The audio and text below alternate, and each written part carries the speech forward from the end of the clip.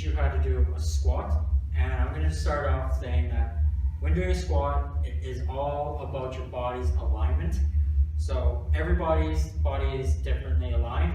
What I mean by that is just like how your hip joints are connected with other joints and how your legs, just how it is to bend. Some people can squat with their legs straight, their feet straight out and shoulder width apart, and they can just simply go down, go into a full deep squat, and then pop up and have no problems. Whereas myself, I cannot do that. If I try to keep my feet straight out and my shoulder width apart, this is how it goes. That is about as far as back as I bend. I'm kind of losing balance, and my knees and my whole body, my back is just horribly aligned with that. Whereas if I point my toes out a bit more and go wider than shoulder width, I can get a lot more depth and my back is straighter.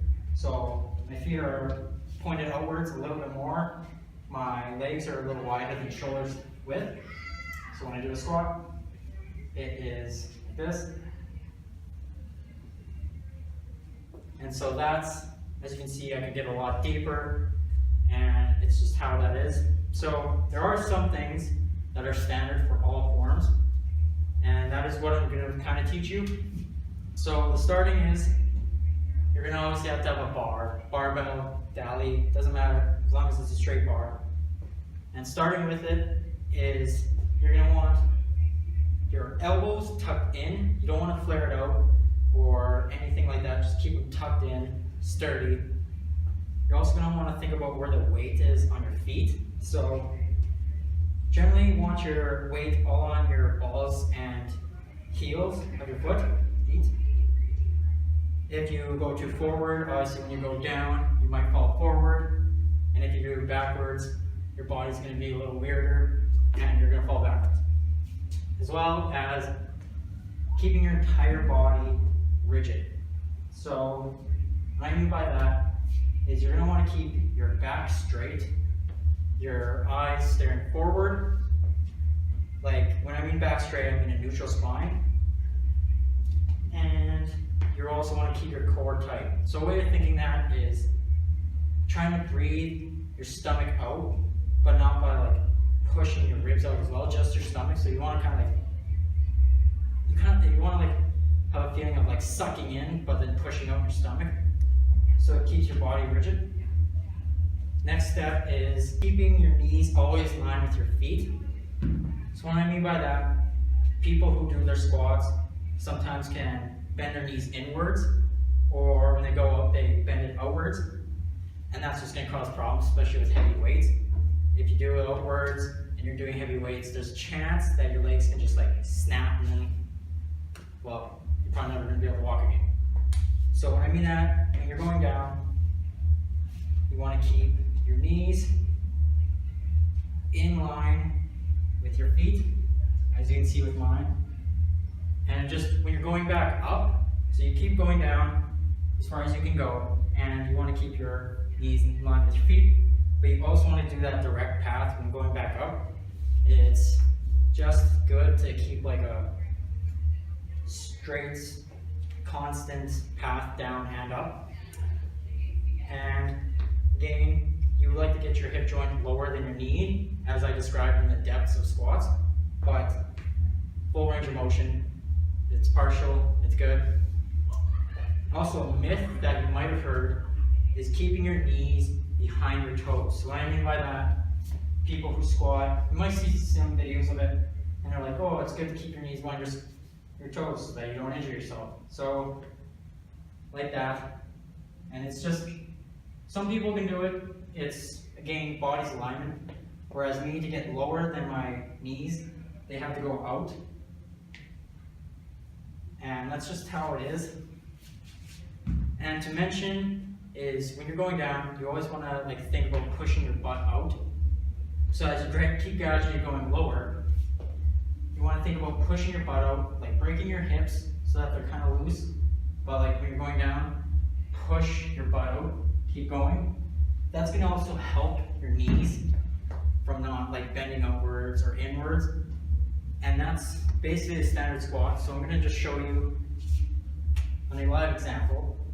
So head up, back straight, weight on the balls of your feet. Breathe in, kind of do the core, keep it tight. Going down, pushing your butt out.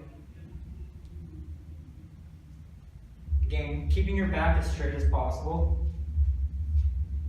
Going down. And then remember, if you're not a power lifter, when you're pushing back up, always breathe out. You don't want to pass out or do anything silly like that. And that is how to do a standard squat. So there are two positions you can have the bar when doing a back squat. There's a high bar and a low bar. I will explain the differences and why you might use a high bar and low bar, but I'm just going to start off that it's totally preference. You will see if you watch powerlifting competitions, powerlifters will generally have a lower bar, and normal bodybuilders or individuals who are lifting or doing squats will always usually have a high bar. So I'm just going to show what it is, and then I will explain to you about more in depth about what they are. So with a high bar, it is laying on top of your traps, and as you can see where the bar is, it's just on top of my trap, and the low bar is on your posterior delts, lower down, and you just pull it about here. So the reason why power lifters do the low bar is that it puts more weight on the posterior chain and allows them to lift more weight, but it's also very uncomfortable. This is why most normal lifters do a high bar, because it's resting on your traps and it's more comfortable. I will be showing the difference actually in squats, as you'll see when I do a high bar.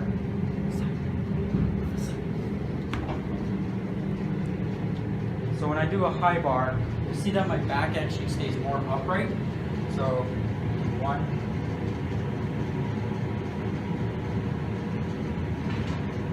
more. So that's a high bar. When you do a low bar, which is remember on the posterior delts, you'll see that my back actually pushes way more forward. So when you watch,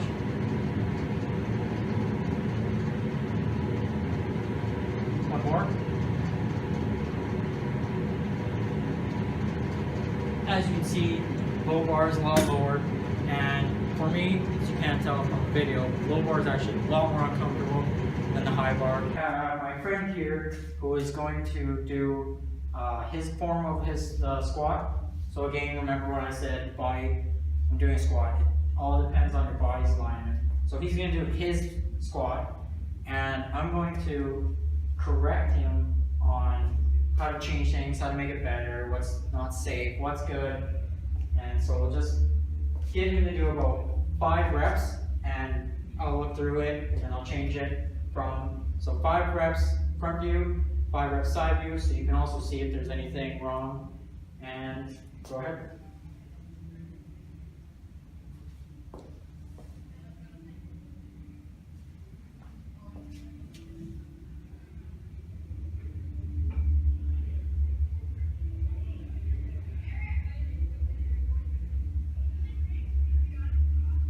And 5 squats on the side.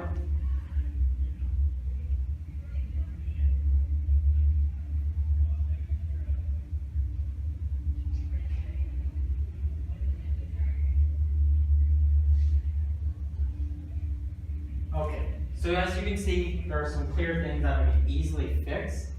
That is, his knees are actually behind his toes. Again, it's all dependent, but we're going to see if we can change that and if it will improve his performance. As well as you notice that his back bends forward a lot more. So we're going to also just tweak with his squat and see what we can fix. So the first thing we're actually going to do is elevate his heels. I have some hard books here. Of course, when you're at the gym, you want plates. You want something really hard, not flimsy. And the reason why I'm elevating his heels is that it reduces the range of motion on his hips, but also increases the range of motion on his knees. And so it's just going to help him get lower, as you'll see when we're doing about 5 squats from the side view. So you just want to stand to the side with your heels on the spines of the books. And again, so I'm going to just give him a cue that your knees can go over your toes, so don't worry about that. We'll just see how much his whole squat changes by just elevating his heels.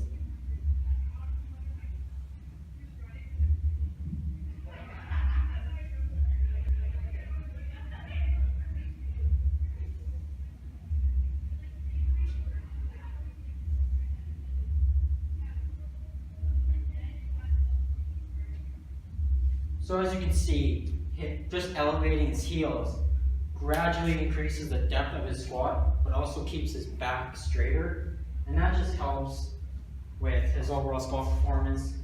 If you're keen to keep your back forward, you're going to put a lot more weight on your back and less on your legs, so that when you're doing heavy weights, you're probably going to strain your back a little bit more. Some other little equipment that you could use to help with if you have a lower back problem is a weight belt. So generally when you buy a weight belt, you want one that's gonna fit nice and tightly around your back. So you just put it, the thick part on your back. As you can see, lower back, not too high or not too low, just right on, like above your tailbone, right there. Make sure it's tight. It's gonna help reduce the stress on your back, as well as keep it locked, and that's gonna help him with that. So now that we already just elevated his feet and it's vastly improved it, we're going to do some front view squats again with his elevated heels. And we're just going to see what else there might be something that we can fix. So again, so now if you also notice that his feet are a little more outwards, that also helps. It could be because of his how his hips are aligned, so that it's easier for him to get lower and allow his knees to be more flexible. So I'll just give it a go and see what else we can fix. So about 5 squats from the front. So some good cues is that he's keeping his chest pushed out, pumping it. He's keeping his eyes stared forward. Kind of want to have a lock on a wall and just follow it straight up and down, so that you know you're keeping your body in line with the rest. And so it's pretty good. He's keeping his elbows in line. His right elbow or left elbow is tucked more inwards than his left or right. So try and push your right elbow inwards a little bit more. So just imagine you're crushing the bar, you're bending it against your back. So just and do some. 2 more reps of squats.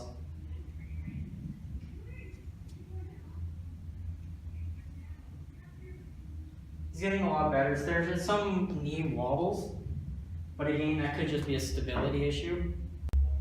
So I'm going to give my friend a simple prescription as in how to improve the squat strength. So I'm just going to state that the best way to improve your squat is to do more squats. Your body's going to get more used to it. It's going to strengthen the exact muscles that you need for a squat. And there's some simple variations as to the squat to help improve certain things. So one thing that can help him, or that will help him, is a box squat. And essentially it's just, you get an object that is wide enough that you can sit on. This chair's a little high, but you want something that you can get your hips 90 degrees and flat. This chair bends back. So most gyms will have those plyometric boxes that you can jump on. Those are perfect for it because there's different heights and you want a 90 degrees. So using a box squat is just going to help your lockout, and that's when you're down here, so that it's just easier when you're down there with a heavy weight and you're doing box squats. It's going to help you train your muscles so that it's easier to push up. Another way to help this squat is a hold squat. So generally what you're just going to do is when you're doing a squat, you just hold it down, your locked position for 3 seconds, go back up, do your normal routine, but just holding your squat. Another thing I'm going to help him work on is his core stability and strength. So the core is the most fundamental part to a squat because it helps keep your whole body rigid and aligned. And if you have a weak core, you're going to be pretty flimsy, your legs might be a little shaky as well. So something just to help work on is a plank and side plank. They're the most simplest exercises, just hold them for a minute, maybe 3 times for a minute, yeah, just do a regular plank, side plank. You can add some variation to it when you're doing a side plank, you're bending down, up, down. It's just going to add more rotation to your body. And that's generally the prescription that I'm going to apply to them. It's super simple. If you want to go more in depth, you could give a whole 8-week program for just squats, and you could just be a power lifter right into that. That's the prescription for squats.